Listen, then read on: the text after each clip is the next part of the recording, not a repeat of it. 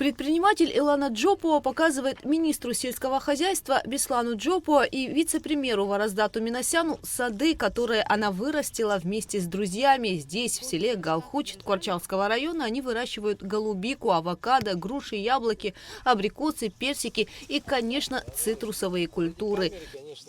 В 2016 году была новая селекция мандарина Сацума, называется Акицу. Я долгое время за этим гонялась, интересовалась. 4 года тому назад 10 штук нашла, привезла, посадила. И он оказался, как и говорилось, селекционерами. 28-29 сентября уже зрелый мандарин. И весной этого года мы приняли решение привезти этот сорт. Но мы к этому готовились. Мы отправили семена Панцирус трифулятус в Турцию, чтобы они нам подготовили подвой. Это тот подвой наш, на котором все абхазские мандарины растут. Они нам подготовили 10 тысяч корней мандарина Акицу. Вопреки всем агроинженерным каким-то нормам мы начали сажать в августе месяце. И они все выжили. В следующем году у друзей-единомышленников в планах посадить новый сорт цитрусовых. По словам Иланы Джопуа, это самый ранний сорт мандарин в мире. Почва в селе способствует разведению цитрусовых культур, ведь именно здесь в советское время выращивались самые сладкие оранжевые плоды. Большая мечта создать свой собственный питомник, но это опять-таки это дорого. Но я думаю, все еще впереди. Я думаю, государство, если нам поможет, мы это сможем сделать. И в следующем году у нас в планах посадить еще новый сорт, новую селекцию. Называется Ивасаки. Я вам сейчас все секреты даю. Называется Ивасаки. Он считается самым ранним сортом мандаринов в мире. Это тоже селекция Япония и Китай. В этом же селе неподалеку Серхат-Капа вместе с друзьями высаживают фихуа. Планируют до 5000 корней. Работа идет, однако есть проблемы с техникой. Вот чуть-чуть у нас проблема с техникой, так с людьми у нас проблемы нету. Местные люди работают, очень большое желание имеют. Вот. Люди работают, бригадиры стоят с ними. Это местный продукт, мы берем здесь в Абхазии.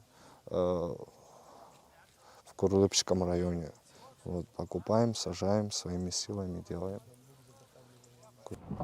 Кроме того, здесь на плантации высажено до 4000 корней цитрусовых: мандарины, апельсины, лимоны. Деревья уже дают плоды. Далее министр сельского хозяйства Беслан Джопуа и вице-премьер посетили частную компанию «Аграрная Абхазия» в Галском районе. Предприятие занимается вспашкой. Есть полный перечень техники для сельхозпроизводства. Работают на больших участках земли. В наличии у нас сегодня 4 трактора. 4 трактора, плюс погрузчики 2 штуки. Вы их видите, вот можете видеть перед собой. 2 комбайна, которые перерабатывают не чало, а именно зерно. И отгружаются на элеватор. Этот комбайн, мы лично его испытали. У нас есть даже немножко там кукурузы осталось, мы раздавали.